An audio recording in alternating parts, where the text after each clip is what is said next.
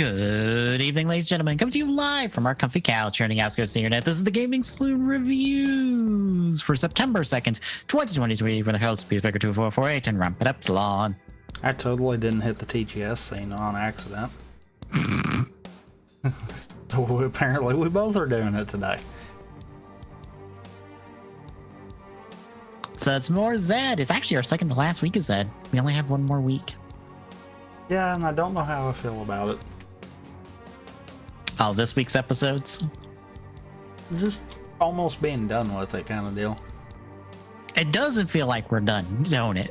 Because it feels like we've done nearly nothing, but have done stuff. And it's weird.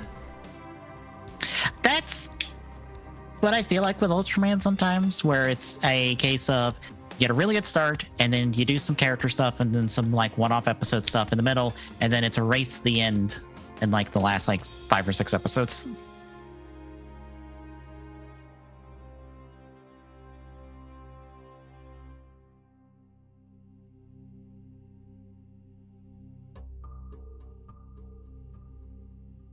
But before we get into Zed, would you like to hear about the One Piece Netflix show? I saw an ad that was done with, I think it was on the Death Battle. It looks like it should be pretty decent in all things, all considerations kind of deal. But at the same time, I've got that in the back of my head of, this might not end like they wanted it to. Well, I've seen all 8 episodes. And? It's honestly decently good. Like, it is better than everything I've seen from the Cowboy Bebop show that Netflix also did. That looked terrible from everything, all the clips and stuff I've seen. This is actually fine. Like, for covering like the first couple arcs or so of One Piece, and like making it does have some changes and does have some alterations. I don't know if they're for the better, but at the least for what it's trying to do, because it has to condense 1 second.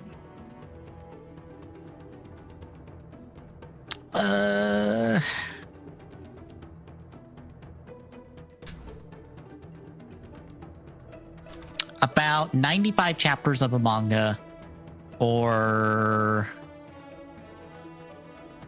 about 44 episodes of an anime into 8 episodes that are an hour apiece.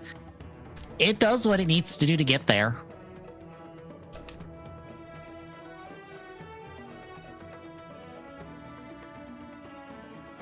Like, it doesn't feel super rushed. It paces itself decently well. I think the weird thing is, since it feels a little bit more grounded just because of like the tone and stuff it goes for, people calling out their attacks just feels weird. Fair. Because not everyone does it. Only like, I think 4 characters in the show do it. And Luffy's the only one that does it like multiple times. All right, no, Luffy and Sanji are the only ones that do it multiple times. Sanji actually only does it exactly in 1 fight to end it. He calls multiple attacks. Everyone else does it probably like once. And I'm like, it feels weird when we're doing it here because it just doesn't fit the tone of the show as presented.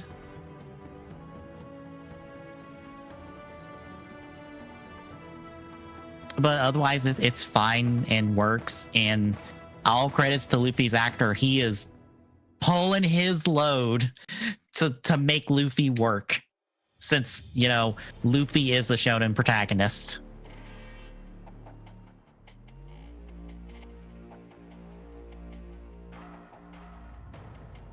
But yeah, it's fine. It's worth a watch. Also, My Adventures from Superman wrapped up this week. I don't know if you've seen anything for that. Nope. It's a new Superman show on Cartoon Network, specifically their Adult Swim block. It is very good. Like, oh my god, I love I love, as has been described, himbo Superman. He tries really hard, but god damn it, is he a little on the stupid side. It is a very good, really good. Like, I highly encourage anyone to give it a shot. Because if you're tired of grim, dark, oh no, all too serious Superman, this is the show for you, because this is not a serious Superman show. It's also fun because Clark doesn't know anything about Krypton or anything from his birth or stuff. He's just like, all he knows is he's an alien, and this is the ship that brought him here, and that's it. He is learning his powers on the fly in the show as he gets them.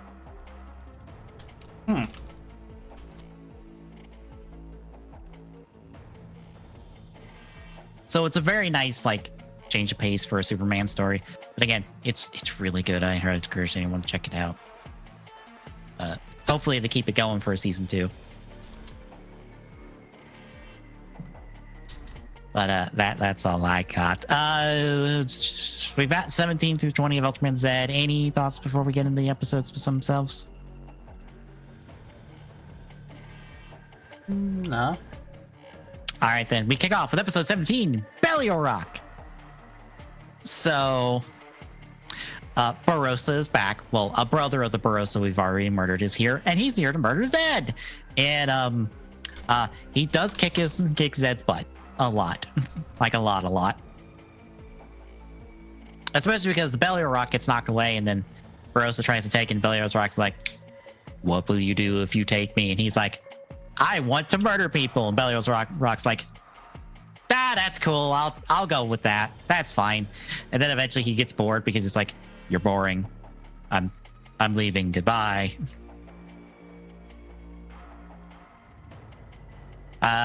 So Zed timer runs out, so he de-transforms. Barossa fucks off at that point. We check in with Juggler as an arrest warrant's out for Kaburagi. So bad news for him.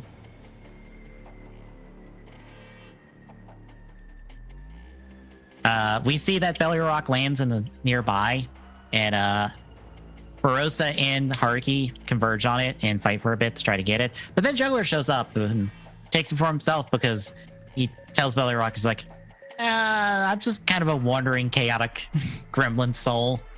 You want to tag along? And Belial Rock's like, sure. I love that Juggler even acknowledges that he is just a chaos gremlin and nothing else. Right?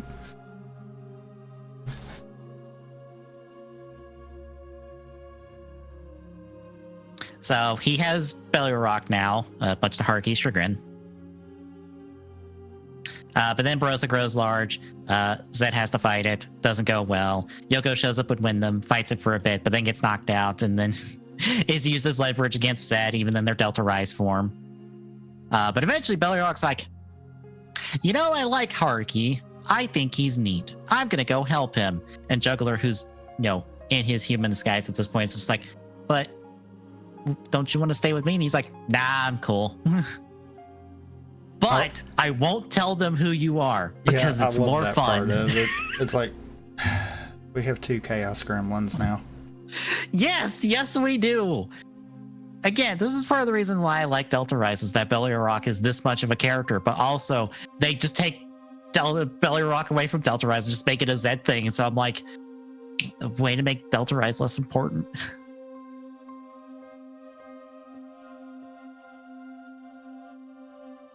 But then the Belial Rock goes to Haruki, and he's just like, what will you do with me? And Haruki's just like, I don't know.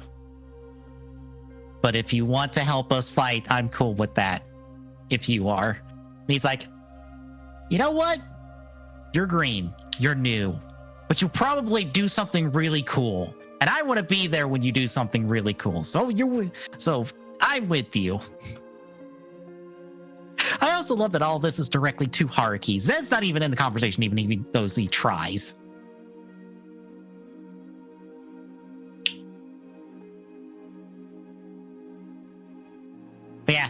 they end up blowing up Barossa. Hooray!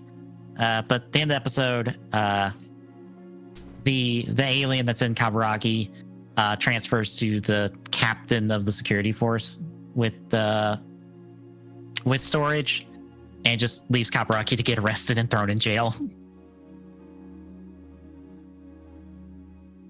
We won't see any more of that for the rest of the show.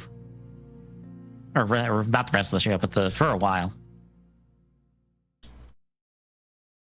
Did I accidentally undo some notes or put some notes in the wrong place? I might have. 1 second. I ended up copying the synopsis from the wiki this week because I was tired and did not feel like doing notes this week. I mean, fair.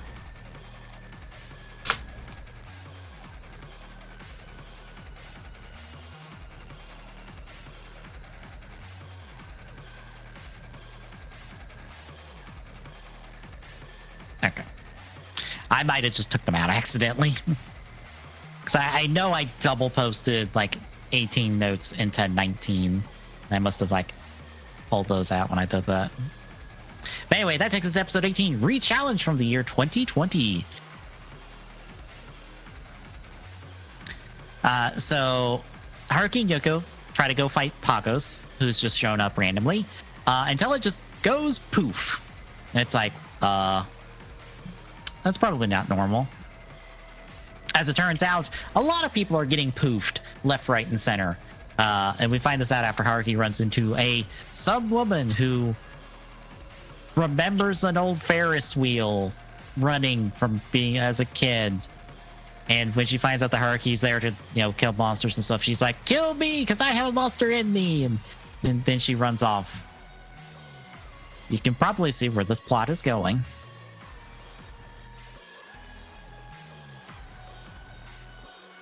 But when they're looking over the footage of everyone disappearing, they find out that this woman, whose name is Kaori, is at all the locations.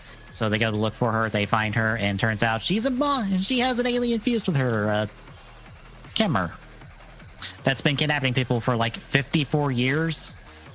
Or 54 years ago, they were kidnapping people, and now he's doing it again because he got stuck with someone, or stuck with this girl. So he's planted a bomb on the Ferris wheel. Haruki and Zed try to fight her. Haruki doesn't want to kill the girl. And Belly Rock pretty much goes, I can split them apart and help. Will that let us fight them? And that's what they do. They split them in half, kill the monster, destroy the bomb. The girl says she has fragmented memories, but she remembers Haruki as Zed, so maybe it's not as fragmented as she lets on.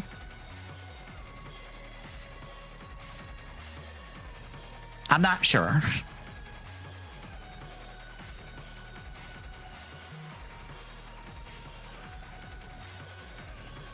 But yeah, that's pretty much the gist of episode 18. Any thoughts on our first half of the episodes?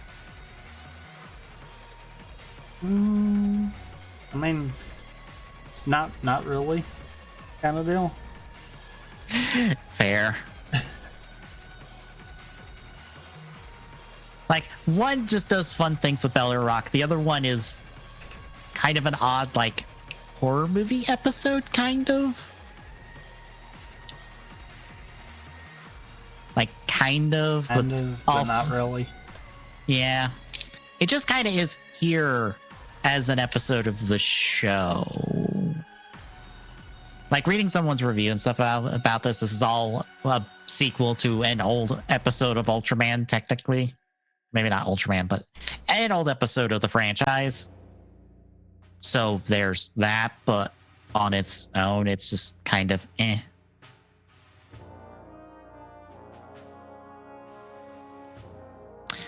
But anything else before we hit the back half? No. All right, then. Episode 19, The Last Hero. So heat signature gets detected from storage. It is a hole in space, and it's Bemstar who shows up. They try to fight it for a bit, but then a hole in space cracks open, and Bemstar takes one look at that and goes, "Fuck this shit, I'm out," and runs away. Which is fair. And when the crack appears, Haruki's trying to transform, but he's trying to do it into Beta Smash, and the Ace Metal starts blinking at him. And apparently, as we find out later from Zed, the metal is flashing because the hole in space is to the space where the Yapul are from. That makes some big, terrible monster things, and the Ace Metal is reacting to it.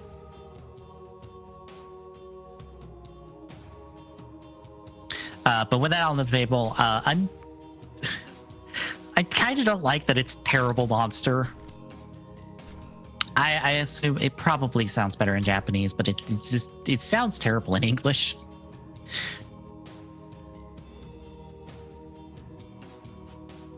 But a monster shows up through the portal. Haruki and Zed try to fight it, and it whips their ass, even in Delta Rise. So they're having a bad time of it until Ultraman Ace shows up, pretty much going, "The metal called me here, and I am here to help." And then we get a bunch of show era music and Ace more or less doing his whole moveset on this monster and helping Zed fight it. And that's like the entire back half of the episode is just that. It's just the two of them fighting. But at the end of the fight, Ace tells Zed to open his ultra holes that are on his fin, which is phrasing? Yeah. Phrasing. Lots of phrasing right there. Yeah. Gather energy from him, throw more or less the spirit bomb at the monster, and it goes kaboom. But by the end of the episode, we find out that Ace is Zed's godfather and the one who named him Zed, because he wants Zed to be the last hero. Because, we don't need any more heroes if there's just peace in the galaxy and all that. So Zed should be the last one, and that's the episode. I do appreciate how much Tsuburaya respects its older heroes as compared to Toei at times, because you have a Showa Ultra showing up, not even to help save the day, and he doesn't say one bad thing to Zed. He's just like, "Hey Zed, I'm here to help. You want to kick this monster's ass? Let's kick this monster's ass." You get his music, you get a big cool fight scene with him. You make Ace look really cool and make me want to watch his show, essentially. Which is what needs to actually be the thing. Yeah, Toei has a bad habit of not doing that at times. Yeah.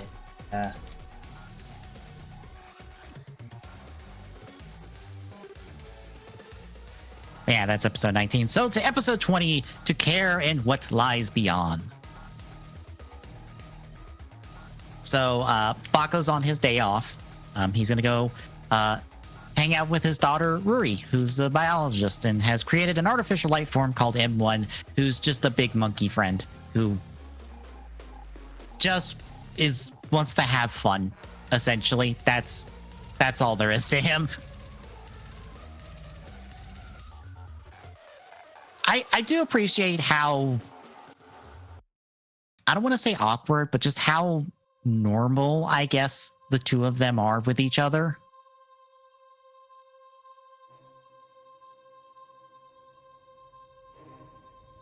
Also, once more, Bako exudes protag energy this episode, because, again, Bako has had his own show at some point. We just don't have it. Right. Mm-hmm. But they hang out. His daughter wants to, check out storage and stuff, so they do so. Everyone's excited and happy to meet her. Paco's just annoyed that no one's doing their job on his day off because of this. It's the only reason he's mad. I mean, can you blame him? Yeah, it's fair. I just love how much he just stands around looking at all these people making this big deal out of his daughter. And he's just like, guys, calm down.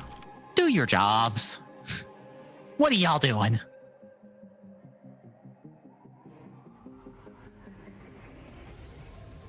But as they head back to her research facility, a bunch of people try to steal M1, but a fight with it leads to it landing in a breaker box and gets electrocuted and makes it grow big. So Yoko and Haruki have to deploy to stop it. Thankfully, they have big tranquilizers loaded in King Joe, so they put it to sleep. Unfortunately, it's outside of town. Unfortunately, if it gets within 1,000 meters of town, they have orders to kill it. So they got to figure out a way to shrink it back down before it gets there. So next day, what follows is Yoko and Haruki and Joe, and Wyndham and Joe doing shenanigans to stall until they can get the thing to shrink it down. I forgot this was the dance episode until they started dancing.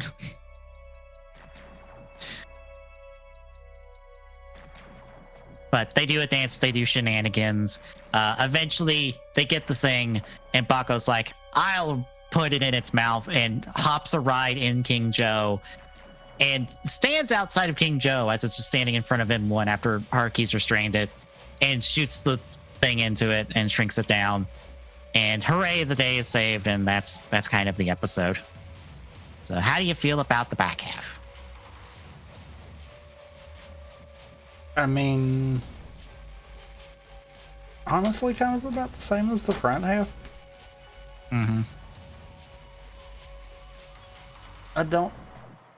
It's one of those I didn't hate it, but it also kind of feels like it's that weird point where we're just still kind of going through the motions, which is the other reason why I'm like, it's kind of odd, because it feels like we should be doing stuff in the show to be as far in as we are, but at the same time we're not doing as much either. Yeah.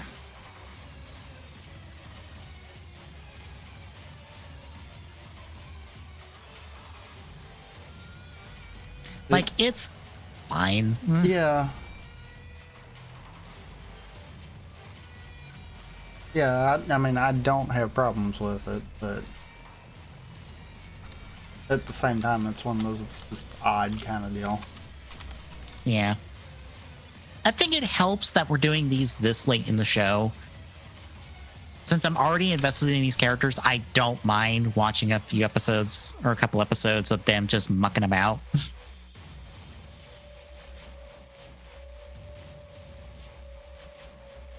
So that I'm okay with, but I do wish it was there was more to it than, hey, here's some kind of just one-off episodes like this late in the show.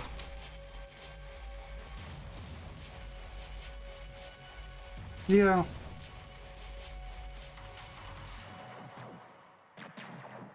But that is it for the week, folks.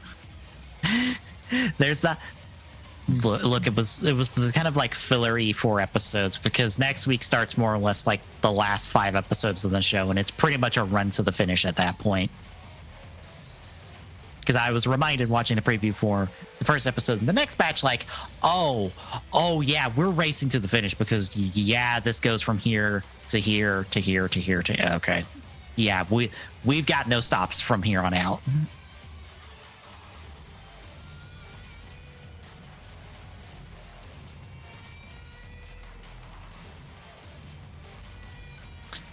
Any other thoughts?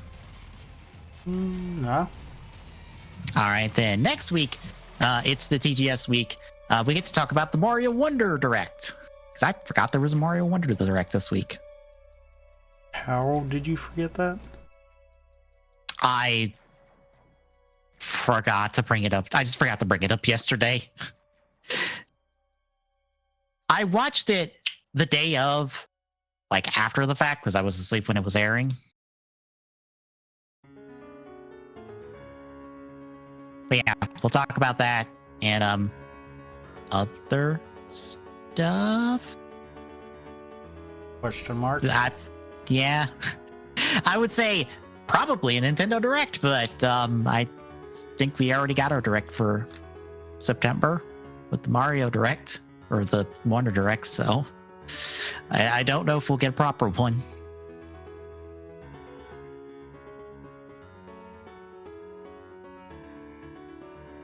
But between now and then, tomorrow it is a Festival Percent race.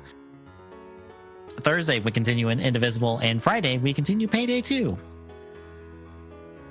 So if you like what you're seeing, folks, drop a follow. Really appreciate chipping away that feel go at Jesus on Twitter because you updates in life. Exclamation point Discord Jack. This is like drop by, say hi, and also at TGS Network on Mastodon.social. We'll give you updates when we're live, and we'll see you tomorrow, folks.